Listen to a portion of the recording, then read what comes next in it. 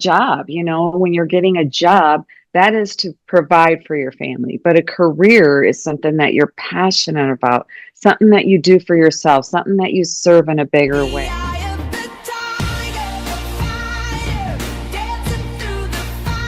Hi everyone, Elle Ballard is here today on our Empowered Global Women in Business podcast. And I have my guest today with us, Dawn Stebbing. Hi, Dawn. Thank you. I'm glad to be here. Great to have you. Dawn is a sales and leadership expert featured on CBS News and the Minneapolis Star Tribune, has built teams in direct sales for 4 decades, mentoring hundreds of entrepreneurs. Trusted by organizations like Mary Kay and Tupperware, she now coaches ambitious women on relationship-based sales, authentic personal branding, and integrity-filled leadership. Dawn resides in Mesa, Arizona with your husband, Mark, and their Shih Tzu, Jade. Welcome again. Thank you. First question I usually like to ask, how did you start in your career? What is your journey? How did you come to do this work? Oh my gosh. Do you want me to go way back when? I have years of experience in a lot of things. But the last 14 and a half years, I've been in the world of image consulting. And how did I become an image consultant was through all my activities and career jobs. And I would say jobs at first, and then I moved into careers, former hairstylist to still had my hands in direct sales. I always felt that there was more. There was always more. And then, you have some hardships with some places that I've been in. In the last direct sales company I was in, there was a little hardship with a leader. And I knew that I didn't want to be that kind of a leader. So I wanted to step out and be my own leader and lead in a different way. But I always knew it was going to be in the beauty industry. I love the beauty industry. And what I love about it is because I got to make women, and my target audience is women. However, I've worked with men also. When I got into this business is because I love helping women feel better about themselves, build their confidence level, help them look the part that they wanted to look and be the part and do it authentically and with integrity too. And image consulting at that time was more about, helping people look good on the outside. Through this process, I've come to learn that women really need help with the inside. And I love this piece because when I sit down with my clients, I get to know them on a very, very personal level. And some of the things that they've shared with me are like, I'm in awe. I'm in like, God, who put me in this spot today to be with somebody that is just, I'm blessed to have them share their life story with me and to feel like, wow, they trust me to open up. And when they did that, I got to learn more about them in a very short period of time and learn how to dress them for who they are today, not who they were before. Right. So building that confidence, and sales has been part of my business. I was 22 when I started in sales. And so I have a huge background in the direct sales industry, and not just in direct sales. I've been selling myself for a long time in a way that I have services and how I can help other people. Oh, yeah. I love that. I love that I also love the beauty because the beauty from outside, within and out, it's just so beautiful. And I love how you mentioned, it used to be focused on the outside. And now it all so connected, right? How the way we think about sales is the way we build our world on the outside. Since you have been building this passion of yours, what are some of the lessons? And I can imagine there's so many lessons we typically go through. But what are maybe one of the main ones that you would want to share with our listeners in building this business? Well, first of all, you have to have passion. And if you don't have passion, you can love to knit, right? But are you going to do that as a hobby or are you going to do that as a business? And if you have the passion to knit, then you can put it in a business. So I think having the core passion about wanting to serve is a big thing. And that was one thing I needed to learn too, is am I passionate about it? enough to build a business around this. And I found that I just go, oh my gosh, this is my calling. And I've been asking for it for years. Like, what'd you put me on this earth to do? What is my purpose? What is my passion? It didn't happen overnight, but I was always grasping. And one of the things that I sat with is, what did I do? Oh, here's a good example. And this is a tip for anybody out there listening, is get an 8.5 piece of paper, 8.5 by 11 piece of paper, and draw a line down the middle. And on your left side, put everything you've ever done in your life from, I don't care what age, if it was a job, something that you got money for, something you didn't get money for, but it was something that you did. And then on the right hand of the side of the paper, what was the commonalities of all of these things that you have done, and circle them. Oh, and also take out what you didn't like. So what will you not do? Like, there's some things that I will not do ever again because I didn't like it, was not something I loved, anything. So you don't ever want to do something you love. You want to do things that make your heart sing. So passion and what makes your heart sing, and be consistent. That's the other thing. When I was younger, I jumped a lot from different things to different things because I wasn't settled. I always knew it was more, but I didn't know what it was. So I would go into something. I was a young mom, so I had to support my kids, put food on the table, clothes on their back, a roof over their head.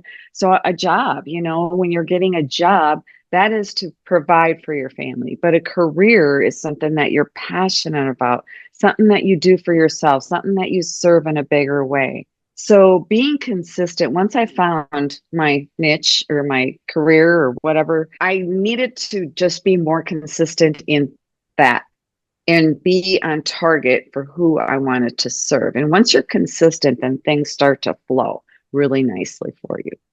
And people see you everywhere. Yeah, that's a great advice. I love that. The consistency is, I see, and I know where that can be tricky as well. Just staying the course, staying with it, especially when we're not seeing the immediate results that we want, right? Or the results that we want to, oh, maybe this is the wrong thing I'm doing. Let me try this.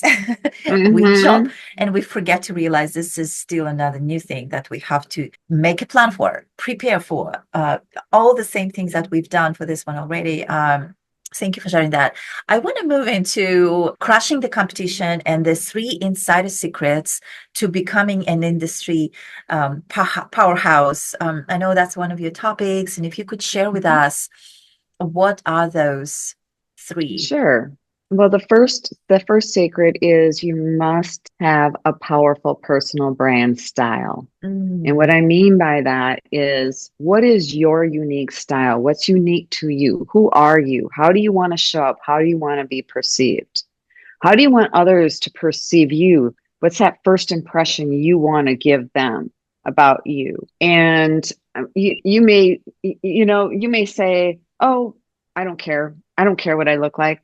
You should care, because other people, if you don't care about that, then you don't care about bringing in clients. That's what I say. I mean, your clients, you want to draw them and magnetize them to you. So that's number one that you should be cared about. Besides that, how you get there is there's 3 to 5 words that I work with my clients on to bring that out of them. So my conversations that I have with my clients, I'm writing words that come out of their mouth.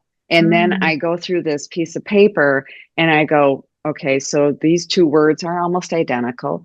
And this one I love, this one I love. And I go down this list.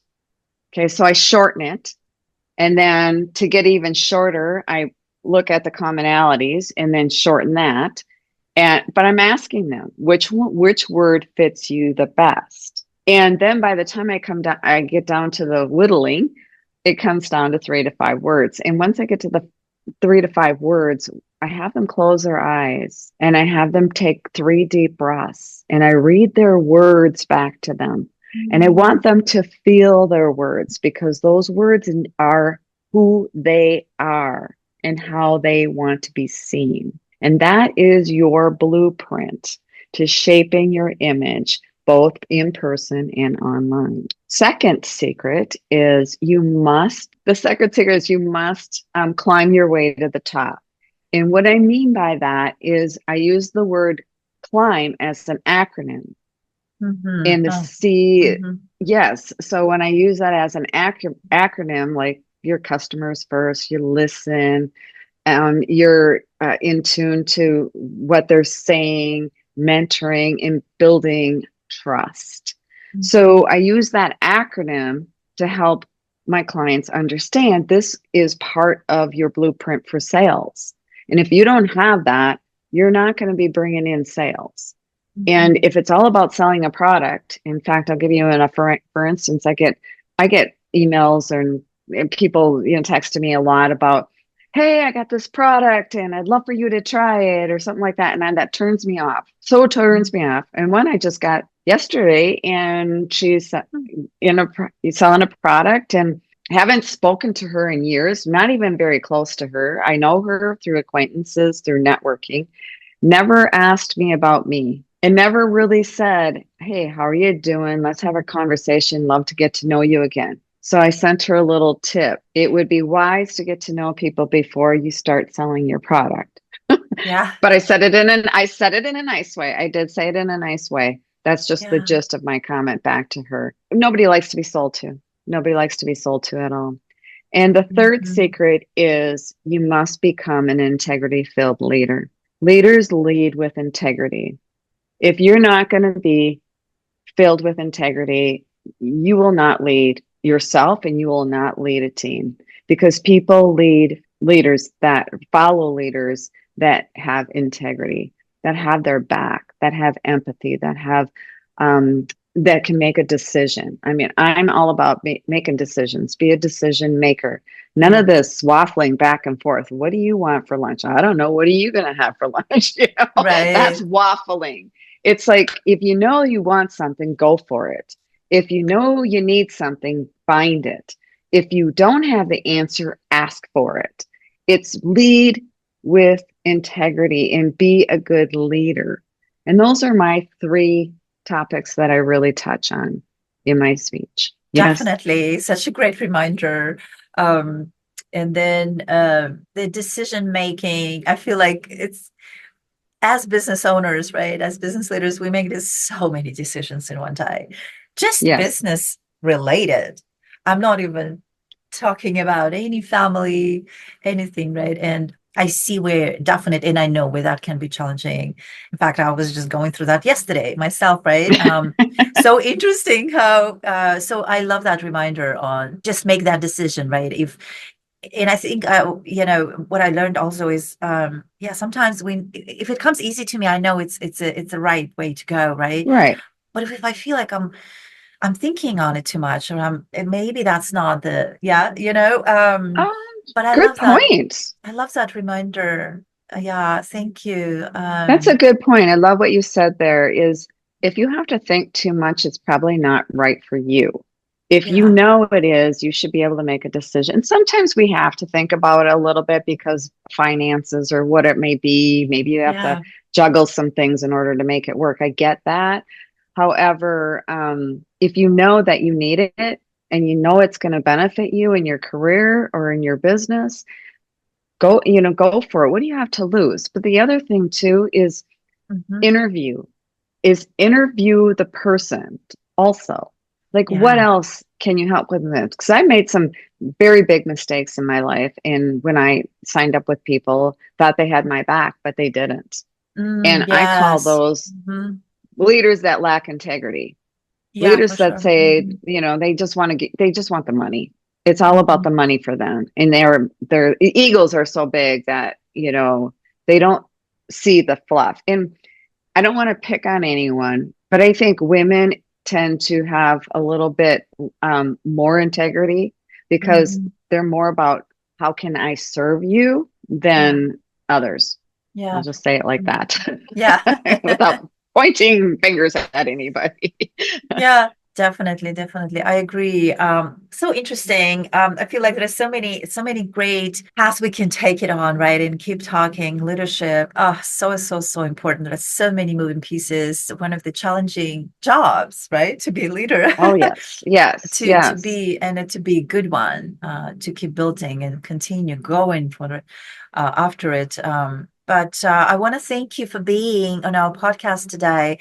And Oh, I thank forgot to you. mention, we are actually, yeah, we are part of Batalooza event, and it is Dawn is one of our featured guests today. So I want to thank you, Dawn. And as we are concluding this, is there anything else that you would want to share with our listeners?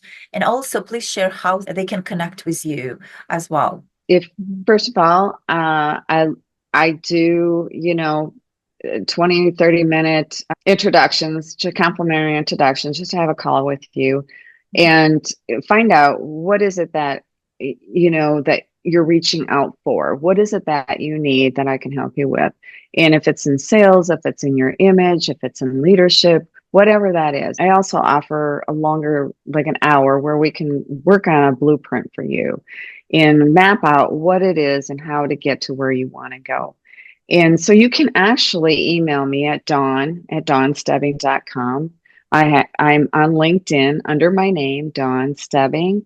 I'm on Facebook, I'm Dawn Stebbing. Instagram, I'm Dawn Stebbing. I'm very easy to find. My website is also dawnstebbing.com. Beautiful. So very easy to find.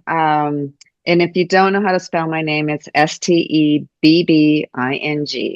and it's DAWN, dawnstebbing.com. Yes, and you can find me there. I'd love to just to chat with anybody that is looking to just, get some answers for something they're struggling with. And it's complimentary, like I said. And I love it that you had me on your podcast today, and I'm very happy to be here. Thank you so much, Elle. Thank you so much, Dawn. It was such a great conversation with you. So needed. Thank you for sharing. Love the tips and love the what you stand for and the words as how they relate to the image and what we bring. That reminder and personal brand, so important. Thank you so much for sharing your experience and your wisdom. And speak with you soon.